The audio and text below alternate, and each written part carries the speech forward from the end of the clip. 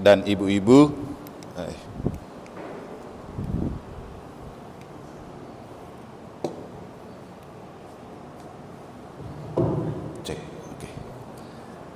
Pertama, saya ucapkan selamat datang di Paroki Santo Petrus Negara, dan terima kasih karena Anda mengorbankan waktu liburan Kuningan untuk menguningkan hati dan pikiran dengan cahaya ilahi melalui rekoleksi pada kesempatan ini. Memang temanya seperti tema tahun pastoral, tetapi saya coba lebih fokus ke disposisi Anda sebagai prodiakon dalam konteks mewujudkan gereja sinodal melalui kepemimpinan partisipatif dan transformatif. Pertama sekali, dengan melangsungkan kegiatan ini dan bisa terselenggara dengan para prodiakon dari paroki-paroki Sedekenat Bali Barat ini hadir, ini menunjukkan bahwa Tuhan sudah mulai bekerja. Kenapa? Kita tidak bisa berbicara tentang pemimpin pastoral tanpa ada roh yang menggerakkan. Dan sebenarnya seluruh karya pastoral di dalam gereja itu terletak pada kesuksesan kerohanian para prodiakon. Percaya enggak? Dewan pastoral itu melaksanakan tugas karya pastoral yang sudah direncanakan. Tapi kalau tidak ada roh sebagai motor penggerak, tidak mungkin dia berjalan sesuai dengan penyelenggaraan Allah. Dan siapakah para motor penggerak karya pastoral itu berlangsung? Nomor satu, imam sebagai tokoh rohani. Yang kedua, pembantu-pembantu imam dalam hal rohani. Itulah para prodiakon. Sehingga percikan rohani dari para prodiakon adalah modal yang paling kuat untuk para pemimpin pastoral ini bisa berkarya dengan baik. Sehingga tadi saya bilang, Anda hadir dan rela untuk datang mengorbankan waktu liburan Kuningan dengan hadir dalam rekoleksi ini adalah bukti Roh Kudus memang bekerja. Kalau bukan roh yang bekerja, apa yang menggerakkan kita datang? Kan untuk apa datang rekoleksi? Kemarin teman-teman dari Tabanan, BPI-nya begitu dikasih undangan bilang, kami tunggu di sini saja karena ternyata temanya sama. Lalu saya bilang, Pak Stef, kasih tahu, nanti kan rekoleksi di Tabanan itu untuk umat, saya yang kasih, saya yang buat bahannya, beda. Dan memang bahan yang saya siapkan untuk fungsionaris pastoral berbeda dengan untuk para prodiakon. Karena seperti yang saya katakan, kita ini tokoh rohani. Dewan pastoral itu belum tentu mereka bekerja dengan kerohanian. Karena pelayanan di dalam gereja itu adalah pelayanan rohani pada dasarnya untuk menggembalakan jiwa-jiwa. Dan prodiakon adalah tangan kanan imam untuk kerohanian itu terpelihara. Karena dari tangan para prodiakon, roh itu dialirkan melalui pelayanan-pelayanan seperti bagi komuni, yang itu. Mereka mau kerja pakai apa kalau Tuhan tidak bekerja dan berada di dalam dirinya? Dan mereka mau dapat komuni dari mana kalau itu tidak dibagikan? Apalagi kita bekerja dalam gereja ini membangun tubuh mistik Kristus. Maka bekal untuk membangun tubuh mistik Kristus yaitu gereja adalah dengan mengkonsumsi tubuh Kristus sendiri. Dan itu dibagikan oleh para prodiakon. Makanya kita yang lebih dahulu membekali diri sebelum kita berbagi kerohanian dengan orang lain. Karena kata pepatah, guru kencing berdiri, murid kencing berlari. Prodiakon kencing berdiri, umat pasti berlari. Maka menjadi prodiakon itu sebuah panggilan spesial. Nanti kita lihat di mana spesialisasinya prodiakon yang membedakan dia dari fungsionaris pastoral yang lain. Dengan ini saya mau mengatakan kepada bapak-bapak bahwa Anda punya tempat istimewa di dalam gereja, sangat spesial, dan itu adalah karunia terindah dalam hidupmu. Tidak sembarang orang masuk ke panti imam, hanya ketika menjadi prodiakon baru bisa naik ke panti imam. Panti imam kan tempat untuk imam. Tapi kalau Anda menjadi umat dan bisa kebagian di panti imam, itu yang istimewa. Kita untuk pergi ke panti imam butuh sekolah. Kalau kayak saya sekolah 13 tahun untuk bisa pergi ke panti imam. Tapi kamu tidak perlu sekolah kan? Dikasih SK jadi prodiakon sudah bisa pergi ke panti imam kan? Jadi instan sekali. Tapi tentu tidak sembarang orang yang dipilih menjadi prodiakon. Kalau di negara kita punya di paroki negara, kita serahkan ke lingkungan, lalu lingkungan yang merekomendasikan siapa tokoh umat yang dianggap sebagai figur untuk menjadi prodiakon. Ada yang merasa layak, ada yang merasa tidak layak. Ada yang kemudian takut, bapak-bapak yang masih muda ketika direkomendasikan untuk jadi prodiakon, malah ibunya yang ketar-ketir. Kenapa? Takut kalau bapaknya sudah jadi prodiakon, dia tidak berfungsi sebagai istri lagi. Jadi prodiakon tidak sama sekali menanggalkan kemanusiawianmu.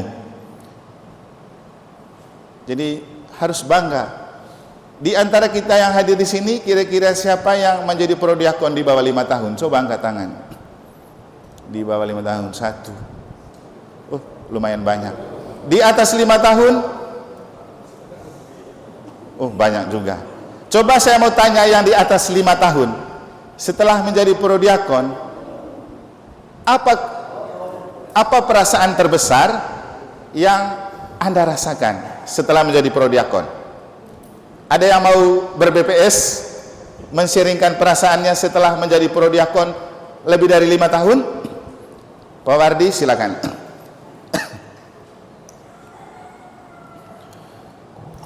Terima kasih Romo. Saya bersama dengan Romo Eman di sini. Ketika Romo Eman datang, langsung saya juga langsung dilantik. Otomatis saya sudah 3 periode persis dengan Romo. Jadi perasaan saya bukan perasaan lagi. Ketika saya ditunjuk dari lingkungan menjadi prodiakon, yang jelas Romo pasti sudah ngerti, sudah paham dengan saya. Jelas sekali keinginan untuk ke gereja itu menjadi kerinduan, itu satu dulu. Bukan menjadi kewajiban, kerinduan. Yang kedua, lebih menata diri untuk tidak sembarangan berbicara, tetapi bisa mengekang diri untuk bisa membatasi. Kalau dulu mungkin saya bisa seenaknya, tapi sekarang saya harus bisa membatasi diri, harus bisa merefleksikan diri. Apakah saya ini adalah benar-benar pantas untuk jadi prodiakon ini? Karena tidak sembarangan dari lingkungan Immaculata, itu dulu cuma saya yang mengusulkan, malah saya diusulkan langsung. Maunya saya ada yang lain. Setelah itu, setelah 3 tahun kemudian saya dilantik, direstui oleh Romo. Tahun kedua Pak Robert baru masuk. Nah, sekarang ini sudah ketiga. Kalau masih ada umur ya keempat ya. Kalau sudah pensiun pulang, itu aja. Gitu. Jadi ada 2 hal yang pokok sekali untuk pribadi saya. Saya lebih tidak seenaknya, tidak sembarangan untuk bicara. Saya harus bisa juga merekam atau menyeleksi mana yang baik, mana yang tidak baik. Itu nyata betul dalam diri saya. Dan yang ketiga, rahmat Tuhan selalu mengalir terus. Ini jujur, Romo sudah pernah cerita ya, rahmat Tuhan mengalir yang notabene saya hanya guru SD, tapi saya ini bukan sombong.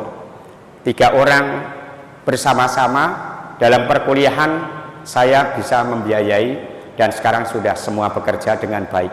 Puji Tuhan, karena ini rahmat Tuhan dan dorongan Roh Kudus yang selalu ingin memberikan diri saya ini, oh ternyata saya harus membaktikan seperti ini. Dan saya sudah jujur, ketika lulus dari Undiksa, saya akan mengatakan sama istri saya, setelah saya nanti selesai kuliah saya akan membaktikan diri untuk gereja.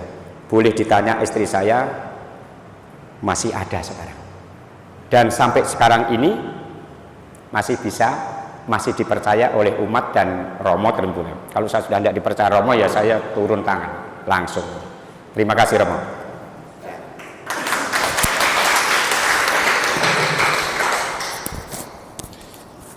Dari Pak Wardi kita menemukan 3 hal setelah menjalani posisi sebagai prodiakon selama lebih dari 5 tahun. Pertama, obati kerinduan.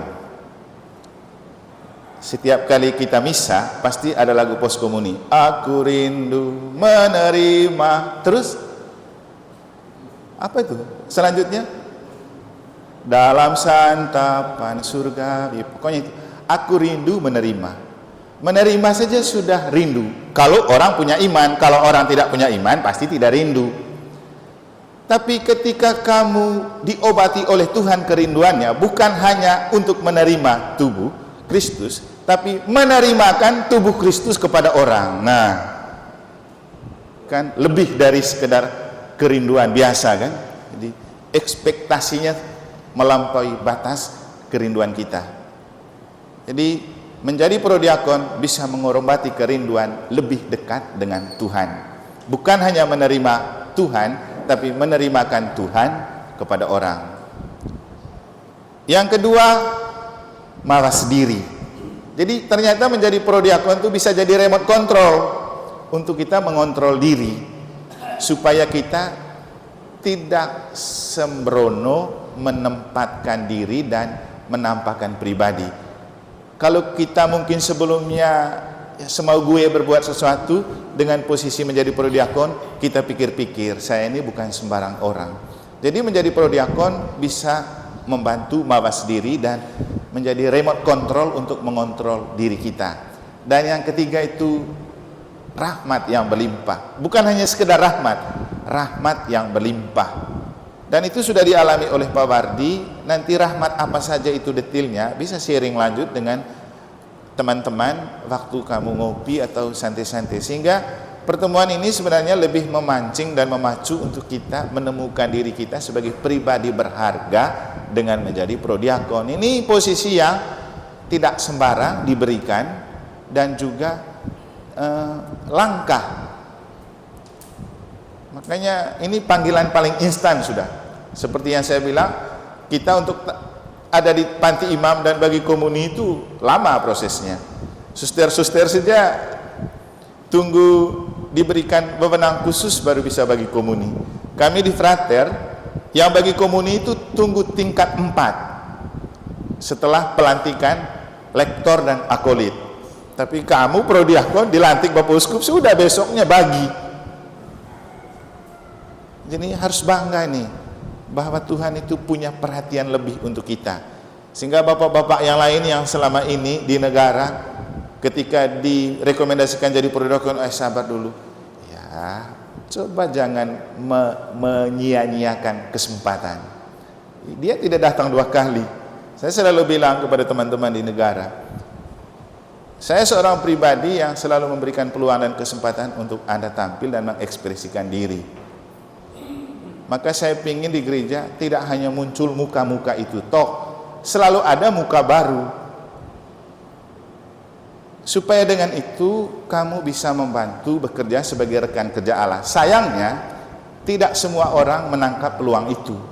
Saya selalu bilang, mumpung saya ada di sini, saya berikan Anda kesempatan seluas-luasnya untuk mengekspresikan diri dalam pelayanan. Bahkan kemarin kita rapat pleno, saya bilang kepada DPP, buat kegiatan sebanyak-banyaknya. Kita sudah kumpul banyak uang kolektif. Dulu sebelum saya datang saldonya 200 juta ya namanya. Sekarang sudah 700-an juta. Tapi juga banyak kegiatan yang dilakukan. Saya bilang mau simpan sampai kapan ini uang kalau kamu buat kegiatan? Buat kegiatan sebanyak-banyaknya. Termasuk saya desak prodiakon, kamu punya kali lalu pending, sekarang dibuat. Jadi kita diundang pakai dana dari DPP. Saya bilang kepada seksi keluarga, segera buat rekoleksi keluarga. Dan yang lain-lain juga saya bilang, buat banyak-banyak kegiatan, pakai itu uang. Untuk apa ditumpukan? Nanti setelah kita, generasinya mungkin lebih kaya lagi. Jadi jangan menumpuk uang sampai kita bangga, kita punya investasi dan deposit banyak. Saya rasa, kalau saya sebagai pastor paroki, saya tidak bangga dengan menyimpan banyak saldo, tapi tidak buat apa-apa. dan lebih suka menyimpan sedikit saldo, tapi banyak hal yang kita lakukan dalam karya pastoral. Jadi ada 3 tadi ya. 1, obat kerinduan. 2, mawas diri, remote control. Yang ketiga, rahmat yang berlimpah. Selalu saya mengatakan rahmat itu jangkauannya luas, tapi kalau rezeki itu sempit. Kita bekerja, kalau dapat rezeki dapat. Mungkin gaji juga bisa dianggap sebagai rezeki, upah dari pekerjaan kita. Kalau bicara rahmat, jauh lebih besar dari gaji dan rezeki. Kenapa? Rahmat itu salah satunya ketika kita tidak berdaya dan tidak bisa bekerja dan tidak bisa mendatangkan gaji, tapi saat itu Tuhan menganugerahkan kita kesehatan. Tuhan tahu kita tidak punya uang untuk biaya kesehatan, maka Tuhan tidak kasih kita penderitaan dan sakit. Dan itu rahmat. Daripada Anda punya banyak rezeki, harta berlimpah-limpah, setelah itu sakit, mau jadi apa? Jadi kurang lagi uangnya untuk biaya penyakitnya. Sehingga dengan memberi diri dalam pelayanan, kita sedang menabung rahmat. Kemarin saya bilang kepada teman-teman DPP, kamu lihat 8 tahun saya ada di negara, pernah sakit nggak? Pernah masuk rumah sakit nggak? Tidak. Bukan karena saya manusia anti penyakit, ada juga. Tapi karena saya percaya dengan saya banyak memberi diri untuk melayani, rahmat kesehatan juga itu akan dianugerahkan kepada saya. Yang di medsos pasti lihat, yang namanya Romo Eman tiba-tiba ada di sini, tiba-tiba ada di situ. Kalau manusia siapa tidak capek? Capek juga. Kemarin kita rapat, hari ini saya kasih rekoleksi.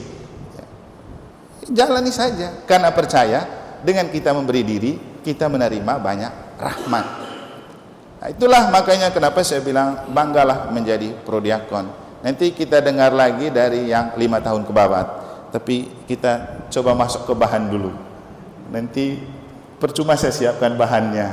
Sambil berjalan boleh bertanya, atau nanti juga ada sharingnya. Nah, prodiakon itu posisinya apa dalam tema pastoral ini? Nah, itu yang kita mau lihat.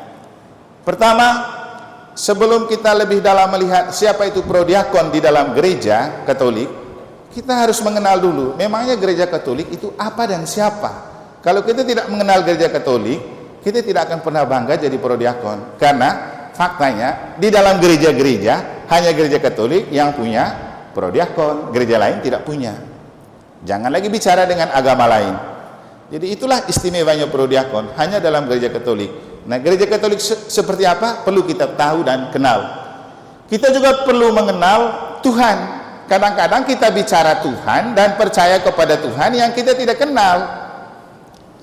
Ada orang yang memanggil Tuhan dengan berteriak. Ada orang yang bertumpah dengan Tuhan dengan hening. Ada yang mendefinisikan Tuhan begini dan begitu. Nah, dalam gereja Katolik, Tuhan itu siapa? Itu paling penting. Karena kalau kita mengenal Tuhan kita, pasti kita akan sayang Tuhan kita. Seperti Tuhan mengenal kita, Tuhan selalu sayang kita. Juga ketika kita mengenal diri kita, pasti sayang dengan diri kita. Mengenal keluarga kita, kita pasti sayang. Tapi kalau pengenalannya sepintas, pasti tidak kita sayang. Kemudian kita juga perlu mengenal diri. Saya itu siapa? Itu penting. Kalau kita tidak tahu siapa diri kita, pasti juga dalam pelayanan sebagai prodiakon, kita menjalankan itu karena sudah ditugaskan. Jadi kalau menjalankan sesuatu karena ditugaskan, beda daya pikat dan rahmatnya dengan ketika sesuatu dilakukan sebagai sebuah ekspresi diri, pemberian diri kepada Tuhan. Jadi menjalankan sesuatu karena tugas beda dengan melaksanakan sesuatu karena memberi diri. Sama seperti Yesus menyelamatkan kita bukan karena ditugaskan Bapa, tapi untuk memberi diri sampai dia tidak hanya cukup menderita dan dipaku di salib, biarkan badannya dipecah-pecah untuk menjadi makanan, memberi diri. Kita menjadi prodiakon itu memberi diri, korbankan istri sendiri, pekerjaan, tapi nanti rahmatnya besar. Seperti Yesus memberi diri untuk kita, justru menyelamatkan banyak orang. Jadi beda antara memberi diri dan memberi kekayaan. Kalau memberi kekayaan, cukup titip uang, cukup titip barang, selesai. Habis uang, habis barang, habis kasih sayang. Tapi kalau memberi diri, seluruh keberadaan pribadi kita yang diberi, jasmani dan rohani. Nah, kenapa kita perlu mengenal gereja Katolik, mengenal Tuhan dan mengenal diri? Ya, dasar inspirasinya bacaan suci pada hari ini. Di dalam misa di gereja untuk umat di negara selalu saya mengatakan, bacaan harian tidak diberikan bukan karena dia tidak bermakna. Justru setiap bacaan harian yang ada di bacaan kalender Katolik itu adalah pelita dan terang serta pedoman untuk menuntun hidup kita hari itu. Pasti bermakna. Yang masalahnya ketika kita tidak memaknai apa yang kita baca. Ya sudah, karena memang tugas kita bukan memaknai bacaan. Nah, makanya kalau ada waktu ikut misa, dengar Romo menjelaskan makna dari bacaan itu. Kalau tidak sempat di misa, itulah kenapa saya selalu rekam khotbah saya. Siapa tahu ada yang mau dengar, silakan. Kan itu cara berbagi terbaik. Saya tidak punya apa-apa untuk berbagi kepada orang, tapi ketika berbagi tentang refleksi bacaan hari itu, menurut saya itu yang membahagiakan. Makanya saya selalu rekam khotbah saya. Siapa tahu ada yang mau dengar. Kalaupun mereka tidak dengar, saya dengar sendiri. Berguna juga untuk saya, untuk refleksi pribadi. Nah, apa kata kitab suci hari ini? Ini ada dua bacaan yang kita dapat dari bacaan harian ini. Hosea 6:1-6 dan Lukas 18:9-14. Bunyinya begini. Ini juga saya pakai untuk kita. Setelah tadi pagi saya pimpin misa di Susteran, saya menemukan sesuatu yang istimewa dari bacaan itu untuk kita menyadari apa yang disukai Tuhan. Nanti selengkapnya bisa dengar di khotbah di YouTube itu. Saya kasih judul, apa yang Tuhan suka dari manusia. Ternyata ini yang Tuhan suka dari manusia. Sekaligus untuk kita mengenal seperti apa Tuhan kita. Ini dia. Ini seruan Tuhan. Mari kita akan berbalik kepada Tuhan, sebab Dialah yang telah menerkam dan yang akan menyembuhkan kita, yang telah memukul dan yang akan membalut kita. Ia akan menghidupkan kita sesudah 2 hari. Pada hari yang ketiga Ia akan membangkitkan kita dan kita akan hidup di hadapannya. Marilah kita mengenal dan berusaha sungguh-sungguh mengenal Tuhan. Ini kata kunci. Marilah kita mengenal tapi berusaha sungguh-sungguh. Nah, Bapak Ibu, tidak mudah mengenal Tuhan yang kita tidak lihat. Kita baca di kitab suci cerita tentang Tuhan, tapi mana orangnya? Kan kita susah kita paham. Jadi, Ia pasti muncul seperti fajar. Artinya, ketika matahari terbit, itu harus menyadarkan kita, aduh, untung Tuhan ini baik. Kalau saja tidak dikasih matahari, saya tidak bisa melihat hari ini. Tidak ada penerang. Dan apa yang kita ingat? Itulah pentingnya pendalaman APP. Tema pertemuan pertama kan, kesatuan, keutuhan ciptaan Tuhan. Jadi hari pertama Tuhan itu pisahkan terang dan gelap kan. Kalau Tuhan tidak menciptakan, tidak mungkin ada siang dan malam. Kemudian dengan muncul matahari pagi, kita bersyukur, Tuhan, hari baru telah Engkau berikan. Terima kasih. Saya itu setiap pagi saya harus ke arah matahari untuk berterima kasih, sekaligus memohon kekuatan dari sang matahari menerangi seluruh perjalanan hari itu. Kita pasti tidak ada waktu untuk itu kan. Jadi kita bisa mengenal Tuhan dari matahari yang terbit, karena Ia pencipta. Ia akan datang kepada kita seperti hujan. Ketika kita kekeringan, pasti kita sangat merindukan hujan, dan begitu hujan muncul pasti membuat kita adem. Itulah gambaran tentang Tuhan. Dia yang memberikan ketenangan saat kita kegelisahan. Kemudian seperti hujan pada akhir musim yang mengairi bumi. Jadi ketika musim kering sudah lama, pasti orang rindukan hujan. Begitu hujan datang, pasti semua orang senang. Itulah Tuhan. Datang pada saat kita mengalami kekeringan hidup, saat kita galau, saat kita cemas, saat kita gelisah, Tuhan datang membasahi hati kita. Saat hati kita kering, kerontang karena banyak masalah dan perasaan kita mungkin dibalut oleh banyak hal yang membuat kita tercekam, gelisah, cemas, takut. Nah, Tuhan datang membasahi hati kita. Lewat apa? Ya, lewat sapaan sabda Allah. Apalagi kita terima tubuh Kristus masuk di dalam diri kita.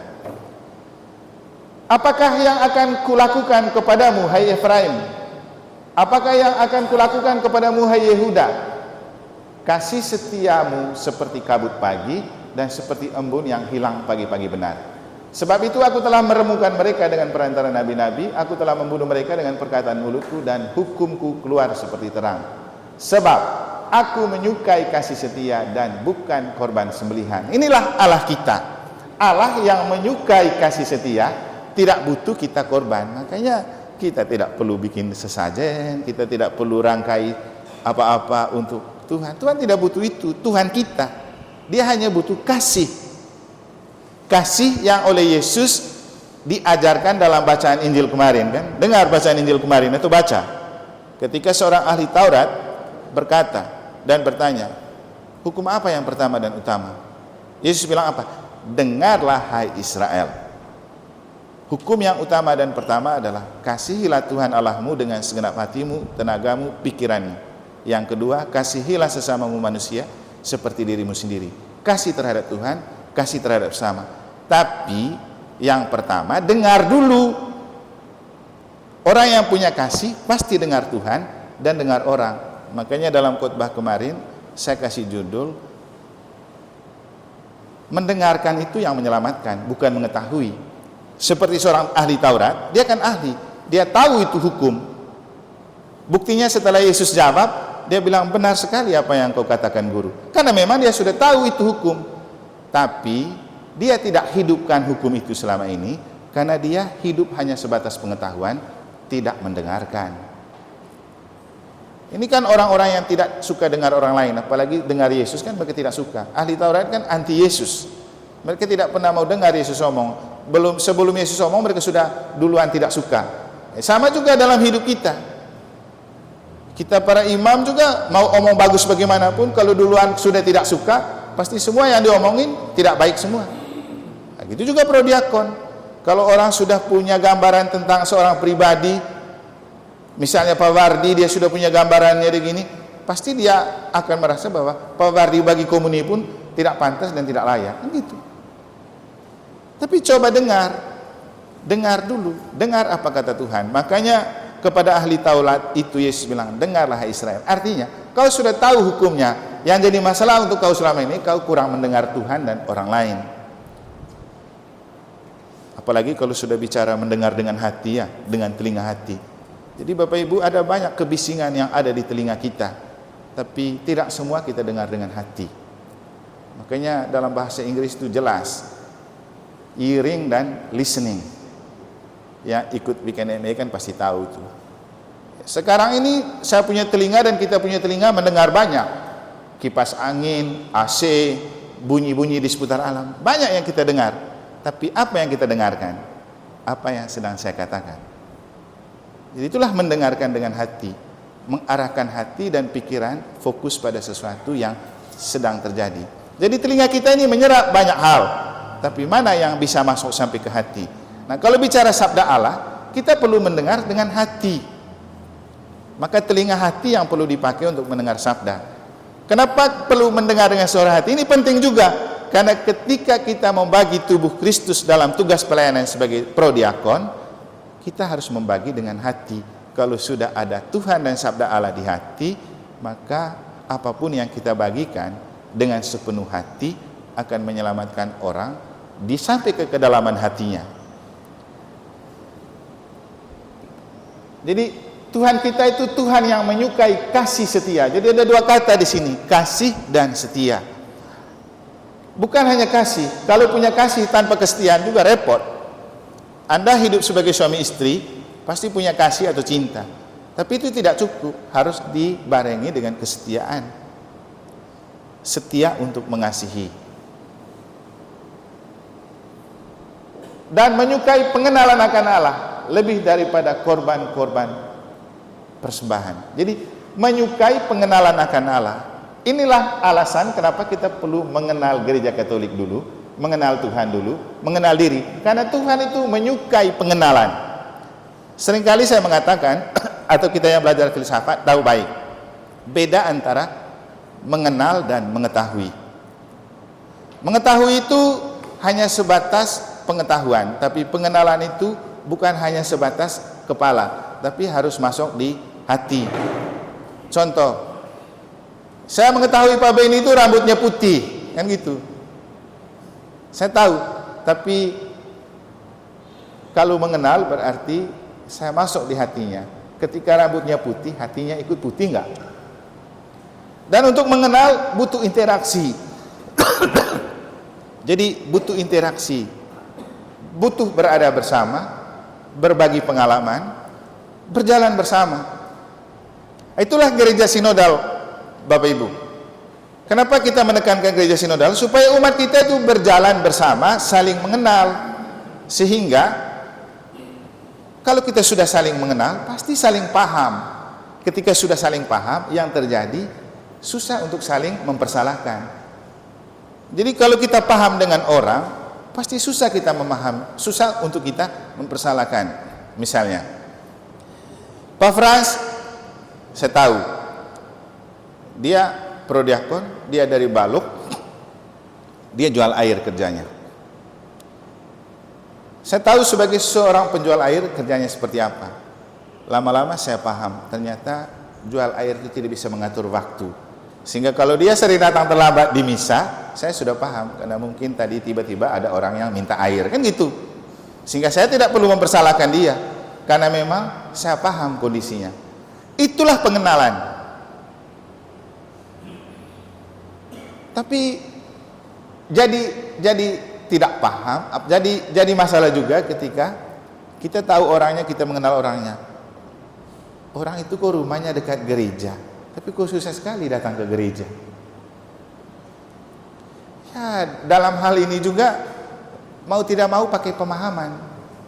Daripada kita makan hati melihat orang yang sudah dekat gereja, ada kendaraan, kok cuek dengan ke gereja. Giliran orang lain yang jauh dari gereja, kok rajin ke gereja. Ya, kalau sebagai seorang gembala pasti makan hati juga. Ya sudahlah, paham saja. Tapi tidak mudah juga memahami. Kita punya perasaan manusiawi tidak cukup kuat untuk memahami orang, apalagi kalau itu menyakitkan. Nah, itulah sebabnya kenapa Tuhan menganugerahkan roh pemahaman di antara 7 karunia roh. Jadi kalau kita mau memahami sesama, butuh bantuan Roh Kudus. Ini banyak efeknya, tidak hanya memahami, bahkan memaafkan dan mengampuni orang yang menyakiti kita. Itu juga tidak bisa pakai kekuatan manusia. Kita butuh bantuan Roh Kudus. Tuhan tahu itu kita tidak mampu, makanya melalui Roh Kudus Tuhan menganugerahkan kita roh pengampunan. Jadi kalau mau mengampuni, tidak bisa pakai kekuatan sendiri, karena gengsi akan lebih kuat melekat dan egoisme akan jauh lebih kuat berpengaruh dalam diri. Tapi kalau dengan bantuan Tuhan, hati kita dilembutkan sehingga mudah memaafkan dan mengampuni mereka yang pernah menyakiti kita. Tapi juga Bapak Ibu, pengampunan ini tidak begini ya. Orang sudah sakiti kita dan menyakiti kita, kita maafkan. Bukan. Perlu juga datang minta maaf supaya ada pengampunan. Kan gitu. Bagaimana kita tiba-tiba memaafkan dan mengampuni orang ketika orang tidak meminta maaf? Sama juga dengan kita. Pengampunan atas dosa kita, ya, kita bilang doa saya mengaku sudah cukup. Dengan percaya Allah Maha Pengampun sudah cukup. Tapi butuh Anda datang dalam sakramen tobat, nanti di situ ada penitensi, pelepasan dari dosa. Jadi butuh pertemuan, baru dapat pengampunan. Ya, masalahnya di antara kita ada yang gengsi. Apalagi kalau sudah masuk bahaya pembenaran diri. Wah, orang lain semua jahat. Nah, maka dari itu kita masuk yang kedua ini. Injil hari ini. Orang yang tidak mengenal diri akan banyak berbicara dan berdoa tentang. Orang yang tidak mengenal diri akan banyak berbicara dan berdoa tentang orang lain, bukan berbicara tentang diri sendiri. Maka yang mengenal diri akan banyak berbicara dan berdoa tentang diri, bukan diri orang lain. Jadi kalau kita hidup lebih banyak bicara tentang orang, gosipin orang, itu karena kita tidak mengenal diri. Kalau kita mengenal diri, pasti kita tahu tidak perlu kita berbicara tentang orang, karena biar orang juga punya perasaan seperti kita, yang oleh Yesus dibahasakan, perlakukanlah orang lain seperti Anda ingin diperlakukan. Jadi kalau kita betul mengenal diri, pasti kita mau dihargai. Maka ketika kita mengenal diri sebagai pribadi yang mau dihargai, otomatis kita akan menghargai orang, karena dia juga pribadi berharga seperti kita. Itu kalau mengenal diri. Nah, kita coba akan mengenal diri kita juga sebagai prodiakon, dan kita belajar dari seorang Farisi yang dikisahkan dalam Injil pada hari ini. Dan kepada beberapa orang yang menganggap dirinya benar dan memandang rendah semua orang lain, Yesus mengatakan perumpamaan ini. Ada dua orang pergi ke bait Allah untuk berdoa. Yang seorang adalah Farisi dan yang lain pemungut cukai.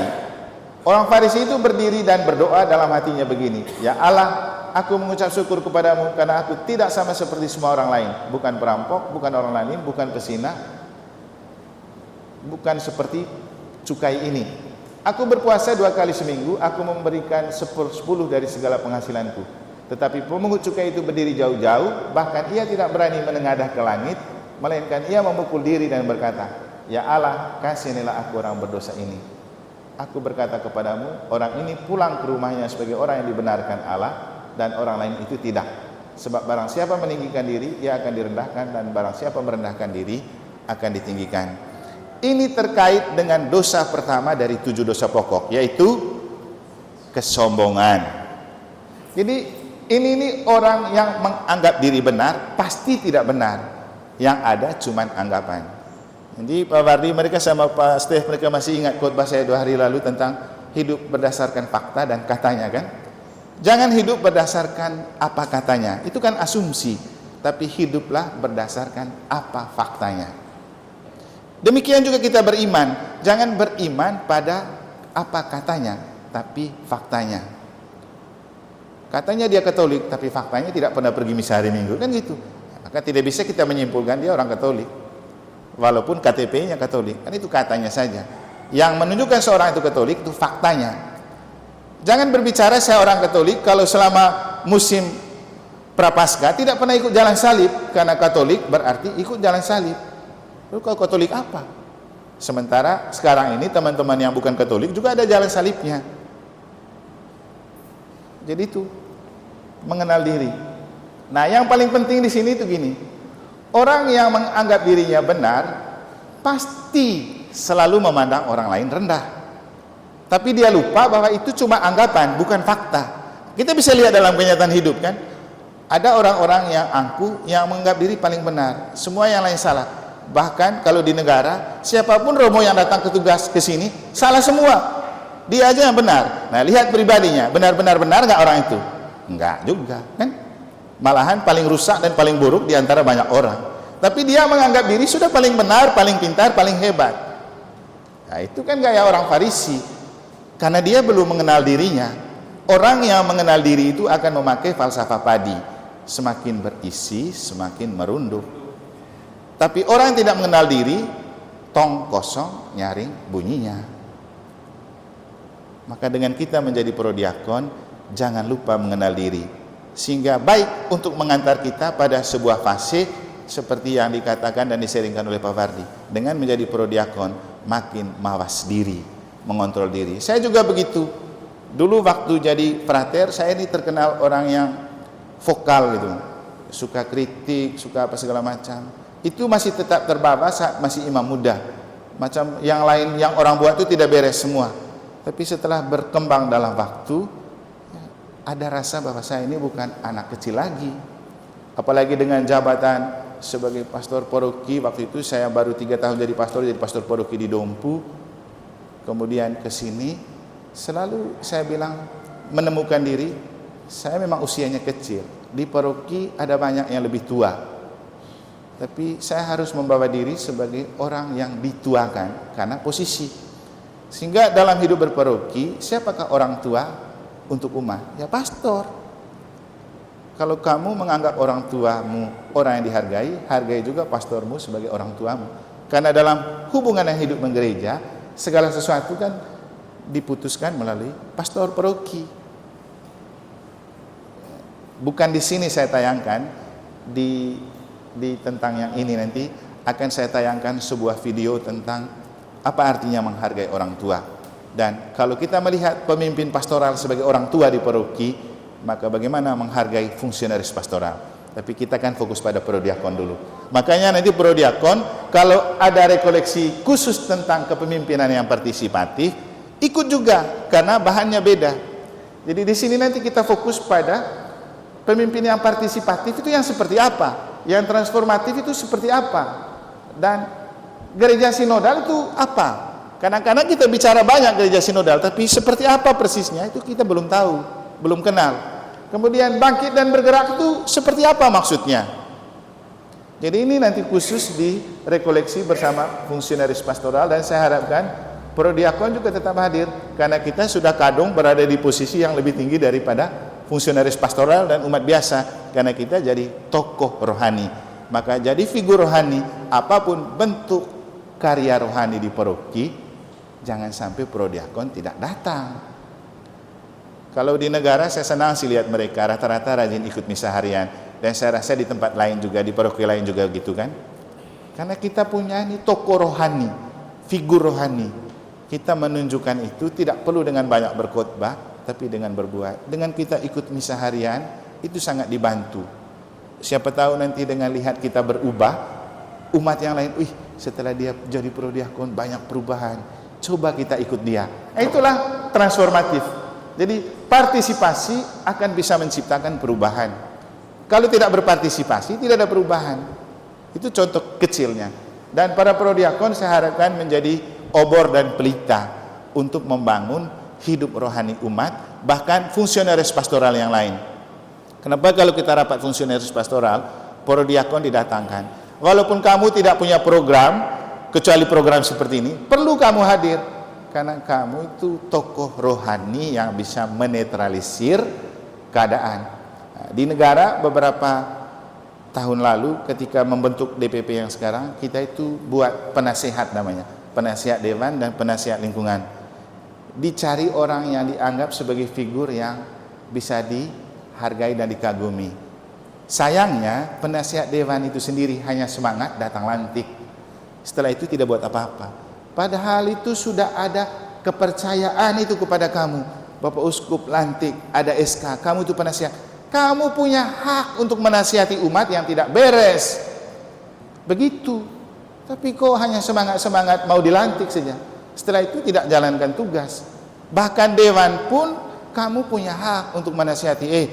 Kamu DPP kok kamu punya program yang itu kamu tidak jalankan. Kamu kok tidak ikut pendalaman di KBG dan lingkungan. Kamu kan DPP. Ayo, kalau kamu ikut, pasti umat ikut. Itu tugas penasehat. Nah, siapa nih yang penasehat di sini nih? Nih. Ya. Kamu sudah diberikan kepercayaan supaya tidak perlu Romo terus yang menasihati.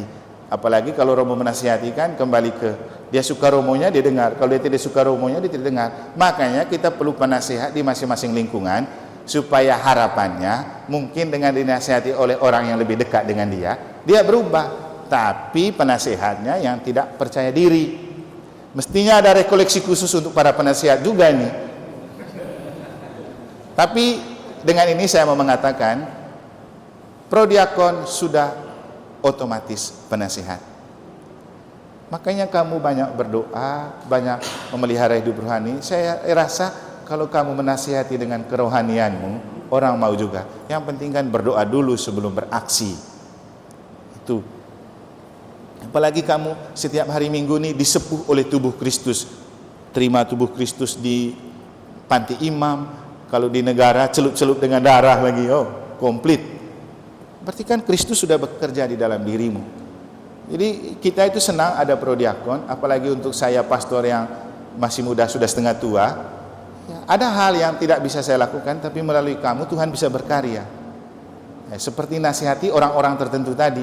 Mungkin dengan saya mereka sudah antipati, tapi dengan kamu mungkin mereka masih mau dengar. Nasihatin. Jangan hanya bagi sambut tok, tapi bagi nasihat juga. Ingat tuh ya, prodiakon jangan hanya bagi sambut tok, tapi bagi nasihat juga.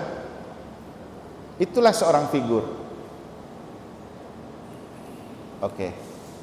Lagi-lagi paling penting kita mengenal diri supaya banyak berbicara tentang diri, bukan banyak berbicara tentang orang. Yang perlu banyak bicara untuk orang dan berdoa untuk orang. Jadi beda kan?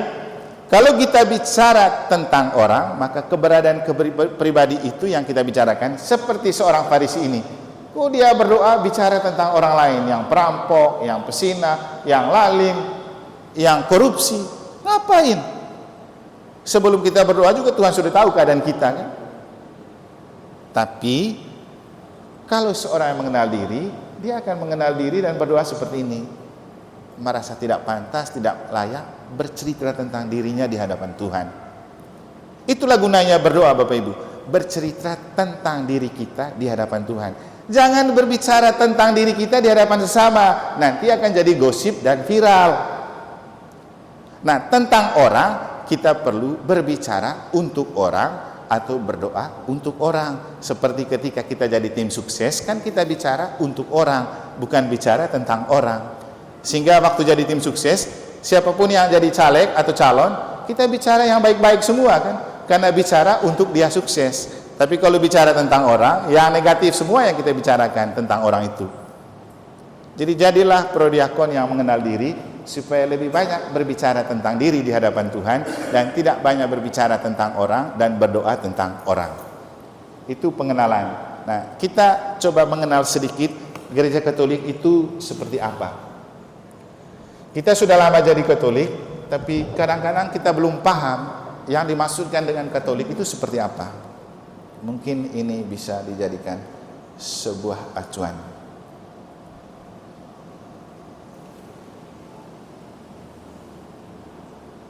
Our family is made up of every race. We are young and old, rich and poor, men and women, sinners and saints. Our families span the centuries and the globe. With God's grace, we started hospitals to care for the sick. We established orphanages and help the poor. We are the largest charitable organization on the planet, bringing relief and comfort to those in need. We educate more children than any other scholarly or religious institution. We developed the scientific method and laws of evidence. We founded the college system. We defend the dignity of all human life and uphold marriage and family. Cities were named after our revered saints who navigated a sacred path before us. Guided by the Holy Spirit, we compiled the Bible. We are transformed by sacred scripture and sacred tradition, which have consistently guided us for 2,000 years. We are the Catholic Church. With over 1 billion in our family, sharing in the sacraments and fullness of the Christian faith. For centuries we've prayed for you and our world, every hour of every day, whenever we celebrate the Mass. Jesus himself laid the foundation for our faith when he said to Peter, the first pope, "You are rock, and upon this rock I will build my church."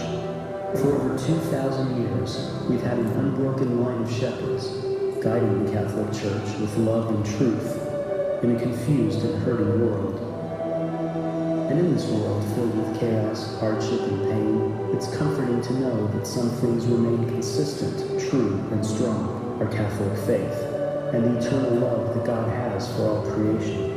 If you've been away from the Catholic Church, we invite you to take another look. Visit CatholicsComeHome.org today. Ours is one family, united in Jesus Christ, our Lord and Savior. We are Catholic. Welcome home. Oke, itu sedikit gambaran tentang Katolik. Nomor 1, kita itu keluarga besar. Keluarga besar yang melintasi sekat-sekat batas suku, agama, suku, ras, dan apapun bentuk perbedaan. Jadi Katolik itu keluarga. Keluarga yang menjangkau dunia dan surga. Di dunia kita yang masih hidup, di surga para kudus dan saudara kita yang sudah meninggal. Itulah definisi Katolik. Umum, universal. Nah, kemudian banyak hal yang dilakukan sebagai aksi. Jadi gereja Katolik itu lebih pada aksi kemanusiaan. Kenapa kemudian gerakan-gerakan kemanusiaan itu untuk HAM, untuk apa segala macam itu gereja Katolik selalu menjadi terdepan. Karena memang dia dipanggil untuk menyelamatkan manusia, jiwa dan raganya. Dan modal utama kita apa? Ekaristi. Itu adalah modal utama. Ekaristi di mana kita menimba kekuatan dari Tuhan lalu berbagi kekuatan itu. Dan itu yang dilakukan oleh para prodiakon kan, membagi Tuhan itu dalam ekaristi, membagi sakramen. Makanya tadi saya bilang ini posisi yang spesial, yang langka tapi penuh rahmat prodiakon.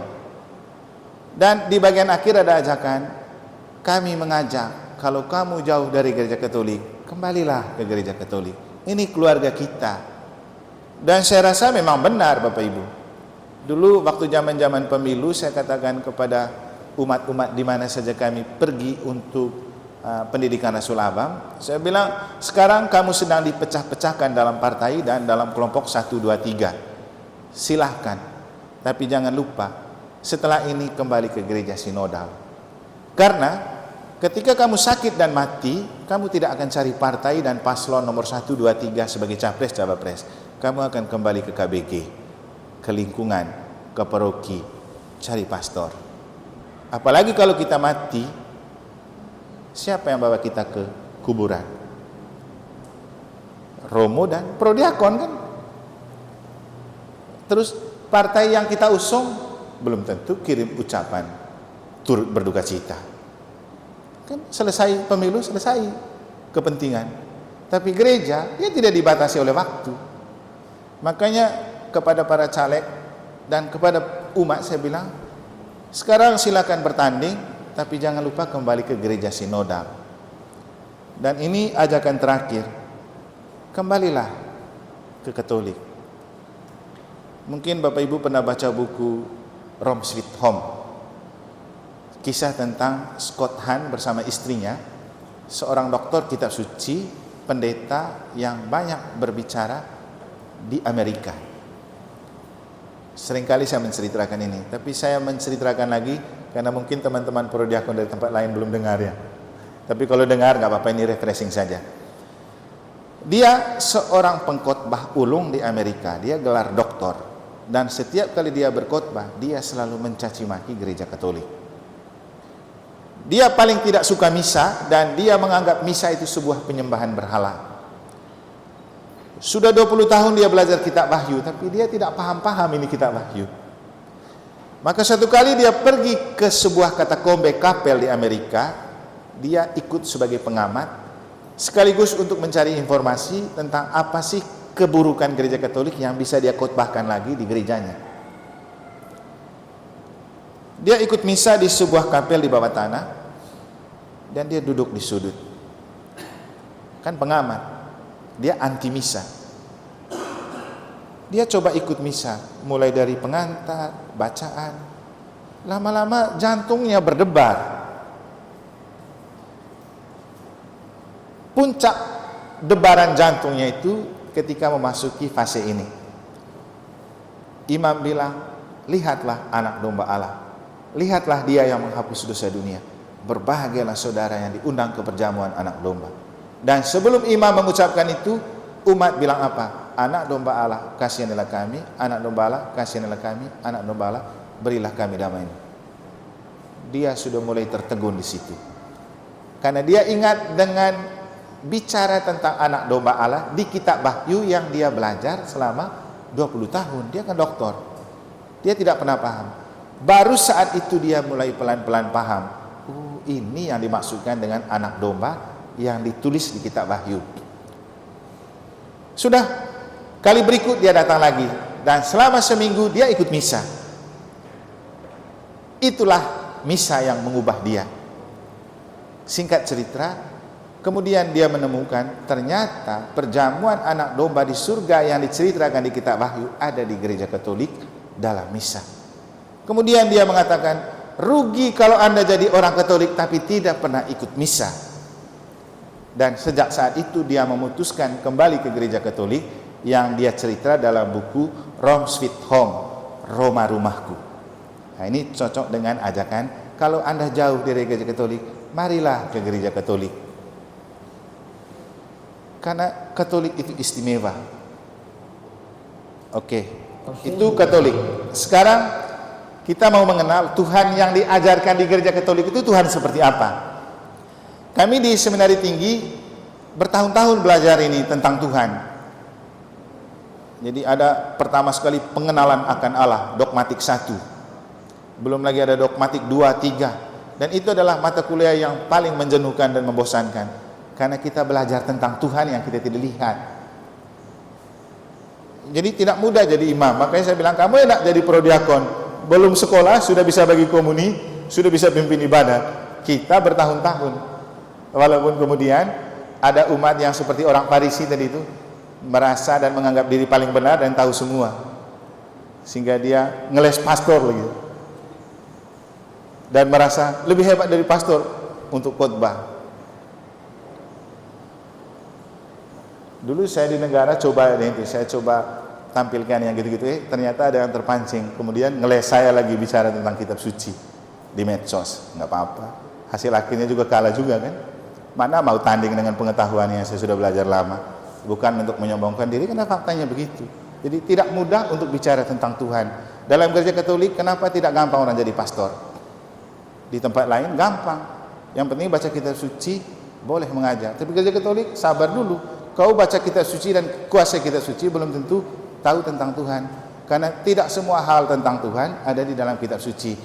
Artinya begini juga, tidak semua kami Romo juga. Idealnya kami tahu semua, tapi kan tergantung pribadi. Mau mendalami pengetahuan itu enggak, mau betul menguasai pengetahuan itu enggak. Kalau saya pribadi merasa bahwa rugi kalau saya 13 tahun belajar lalu saya tidak tahu apa-apa dan tidak membagikan itu kepada orang lain. Itu kan tergantung pribadi. Nah, Tuhan dalam gereja Katolik itu siapa? Ini dia pertama. Tuhan itu kita namakan Allah pencipta. Dia itu Bapa. Untuk lebih detail tahunya kan kembali ke pendalaman APP pertemuan pertama, keutuhan ciptaan. Di situ kitab Kejadian dari awal berbicara tentang dunia ini belum berbentuk, Tuhan yang punya inisiatif untuk menciptakan dunia. Itulah Tuhan kita, Tuhan pencipta. Nah, setelah Tuhan menciptakan dunia, dunia ini rusak. Itu yang dalam pertemuan yang ketiga ya. Itu ada jeritan alam. Jadi Tuhan menyesal menciptakan manusia karena ternyata tidak bisa tata nih alam. Dan kemudian sebelum ke sana kan masih baru awal-awal jadi ciptakan, Tuhan sudah jatuh dalam dosa Adam dan Hawa itu.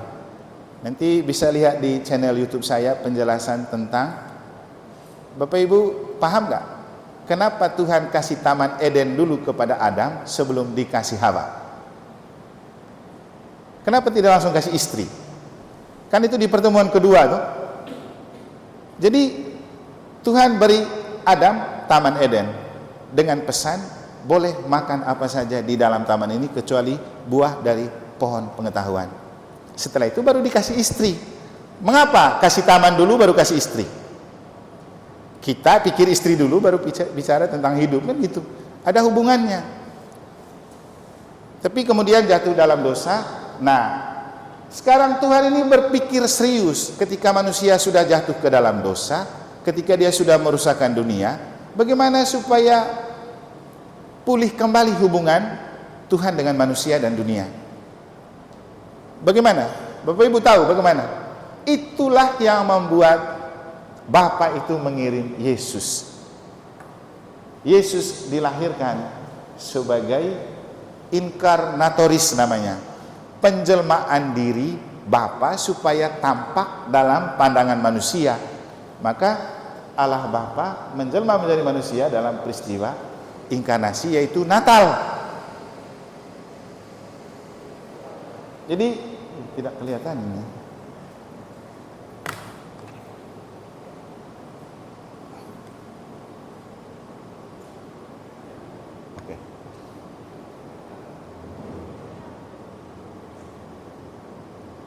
Ya.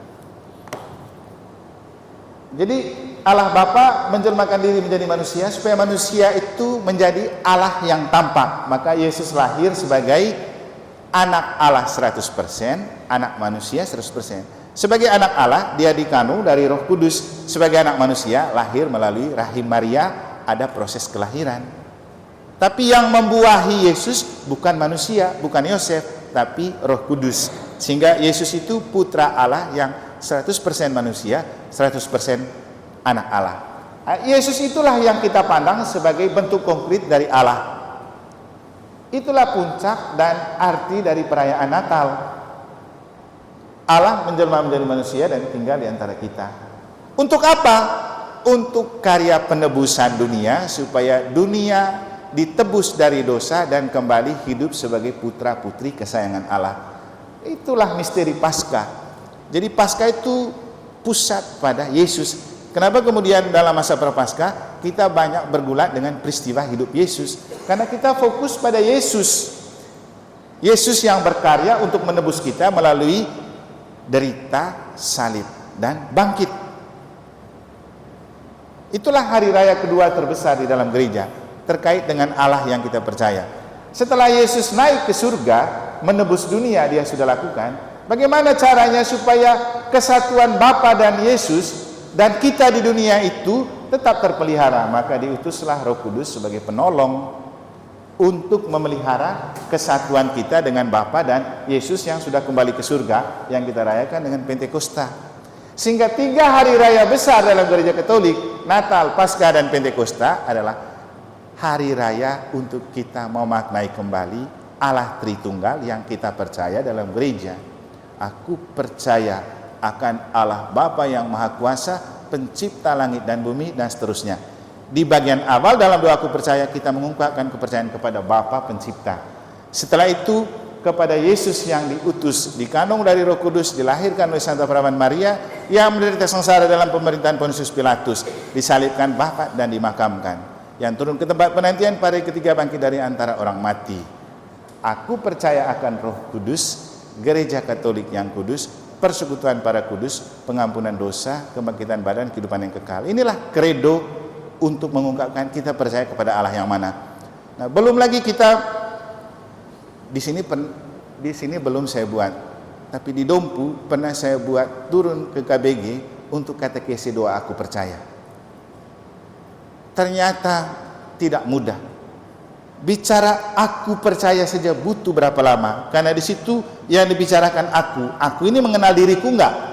Lalu percaya itu apa? Dan kita percaya kepada Allah yang tidak kita lihat. Jadi kalau katekesi aku percaya pun pasti lama. Tapi sekarang saya hanya mau mengatakan inilah Tuhan yang kita percaya. Allah Bapa, Allah Putra, Allah Roh Kudus. Nah, kepercayaan kita juga membias. Tadi kan saya bilang gereja Katolik itu gereja yang tidak hanya tentang orang hidup, tapi juga orang mati. Makanya dalam doa aku percayakan Roh Kudus, gereja Katolik yang kudus, persekutuan para kudus. Jadi kita itu masih berkeluarga dengan orang-orang kudus. Makanya kita dalam misa juga ada peringatan orang-orang kudus, ada pesta orang-orang kudus, ada doa untuk orang yang sudah meninggal. Karena dalam pandangan iman Katolik, kita itu tidak ada pemisahan. Orang mati karena badan yang tidak bisa hidup, tapi roh tetap hidup. Makanya kita mendoakan orang mati. Dan hanya dalam gereja Katolik kan dikasih kesempatan khusus berdoa untuk orang yang sudah meninggal. Sehingga kita intensi terus-terus. Kenapa? Kita mendoakan orang meninggal itu sebuah obat kerinduan. Ketika kita tidak bisa berjumpa dengan mereka, kita bisa berjumpa dalam doa. Kita doakan mereka dalam misa, kita bernostalgia, mengobati kerinduan bersama mereka, berjumpa dalam misa. Inilah istimewanya Katolik. Jadi misa itu saat kita bertemu kembali dengan Tuhan bersama para kudus dan para penghuni surga. Nah, coba kamu lihat prefasi itu. Prefasi. Bersama para kudus dan para malaikat kami memuji Dikau dengan bernyanyi. Itu dalam misa. Jadi misa itu bukan hanya soal terima tubuh Kristus, tapi kita sedang berkumpul bersama, bersekutu dengan orang-orang yang sudah meninggal. Nah, lagi-lagi inilah keistimewaan Katolik. Di agama lain tidak ada begitu. Istimewa itu Katolik. Itu Tuhannya. Sekarang kita kasih sapaan dan gelar untuk Tuhan itu dengan macam-macam. Ada pencipta yang kita namakan Alfa, bisa lihat di kitab Kejadian. Ada penyelenggara, kita namakan Providentia Dei, penyelenggara kehidupan. Hic et nun, kini dan di sini. Ini dunia dia. Lalu ada yang kekal, Omega. Nanti di dalam kitab Wahyu sudah ditulis. Makanya kenapa kita suci itu mulai dengan kitab Kejadian, diakhiri dengan Wahyu. Kejadian itu awal, alfa. Wahyu itu akhir, Omega. bicara banyak tentang hidup kekal. Dan antara Kejadian dan Wahyu itulah bicara banyak tentang bagaimana kita hidup di dunia ini. Kitab suci lain. Jadi di sini. Jadi kita mulai hidup karena ada pencipta, lalu hidup kita diselenggarakan oleh Tuhan dan akan kembali kepada Tuhan. Nah, yang jadi masalah ketika kita sudah menikmati hidup ini, kita lupa penciptanya, kita lupa tujuannya kemana. Itu yang membuat orang malas ke gereja, malas memelihara hidup rohani. Karena dia tidak sadar dan tidak mengenal hidup itu ada awalnya dan ada tujuannya. Giliran mati baru mau didoakan terus, kan terlambat Bapak Ibu. Kau waktu masih hidup buat apa? Makanya kadang-kadang kita agak munafik juga di depan orang mati ya. Kalau dia sudah mati kita doa terus. Waktu kau hidup memang kau kenapa tidak memelihara hidup doamu? Sebenarnya mati itu gampang, mau kapan saja. Kalau kita sudah hidup bersama Tuhan, apa sih yang menakutkan dari kematian? Yesus sudah bilang, aku adalah jalan kebenaran dan hidup. Barang siapa mau datang kepada Bapa melalui aku, ia akan sampai kepada Bapa. Dan tiap hari kita terima Yesus ini dalam komuni. Kita bagi lagi Yesus ini. Jangan sampai kita prodiakon sudah bagi Yesus yang memberikan kita hidup kekal, malah takut mati. Jangan. Untuk apa kita terima itu komuni? Supaya dengan itu kita berjaga-jaga. Mau kita mati kapan dan di mana saja, kita sudah siap. Kita sudah mati, orang tidak doakan juga, no problem kan? Kita sudah berjalan bersama Yesus. Itulah inti dari iman kita. Kita percaya kepada Tuhan yang menganugerahkan kita kehidupan dan akan kembali merangkul kita dalam kehidupan abadi. Dan berbahagialah para prodiakon yang berada di dunia ini untuk menghubungkan awal dan akhir, dunia dan surga. Makanya saya bilang tadi, kamu itu istimewa karena kamu menjamin dan mengantar orang ke hidup abadi dengan bagi komuni. Apalagi yang sakit dan tua kan kamu yang bagi. Kalau lagi romo kamu punya lebih banyak perbuatan baiknya. Untuk orang sakit dan mati kamu bagi. Saya hanya bagi yang sehat-sehat saja. Nanti kalau dia sudah mati, kamu lagi yang doakan dia dikubur kan? Lihat, istimewanya. Makanya saya rasa umat yang tidak menghargai prodiakon itu pasti kualat.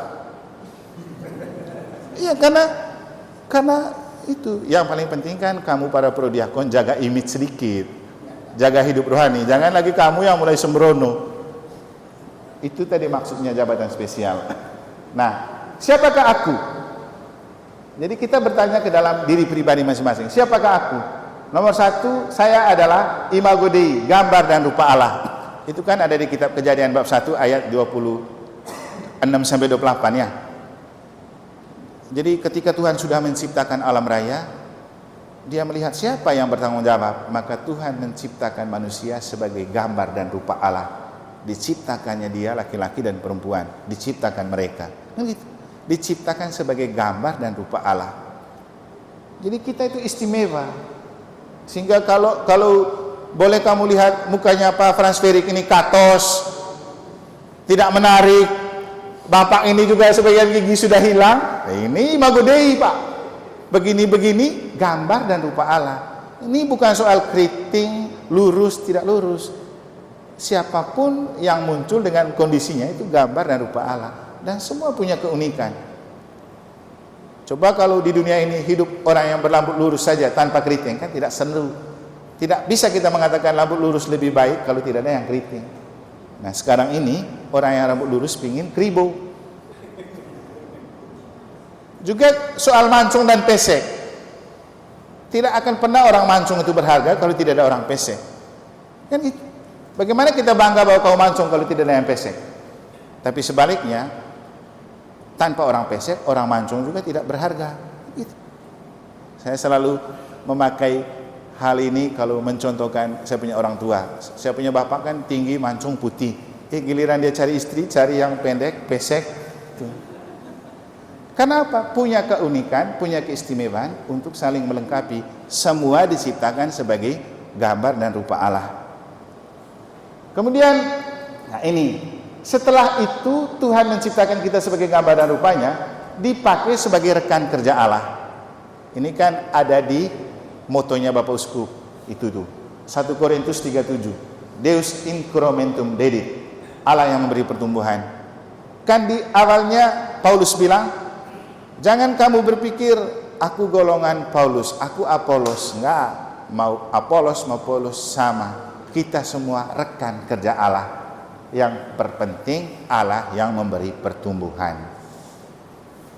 Itu ada di rumusan Sinode 4. Nanti yang ini kita pending di rekoleksi bagian kepemimpinan pastoral.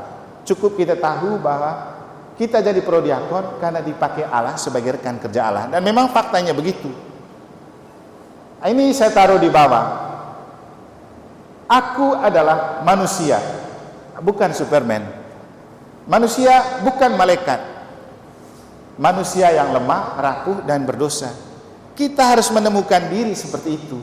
Apalagi kalau kembali ke Injil tadi, Yesus puji orang pemungut cukai yang menemukan dirinya orang berdosa.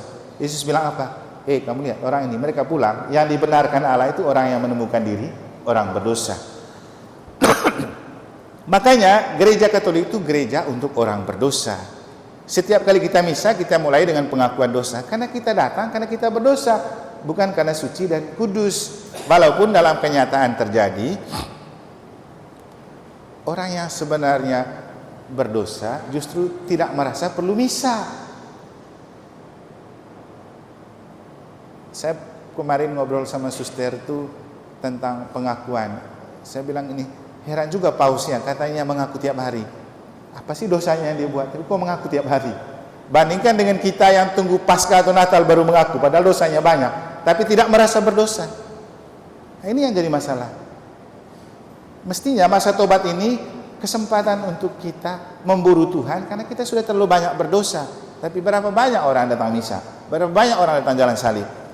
Kecuali para prodiakon. Semoga selalu datang. Kalau di negara, prodiakonnya dikasih tugas pimpin jalan salib. Bergilir. Di paroki lain juga kan? Kamu dapat enggak? Studi banding ke negara kalau belum dapat. Di sini para prodiakon pimpin jalan salib, selama jalan salib dibagi. Setelah itu para prodiakon juga ya banyaklah tugas lain, nanti sharing sama mereka. Setiap hari Minggu mereka pimpin doa sebelum misa.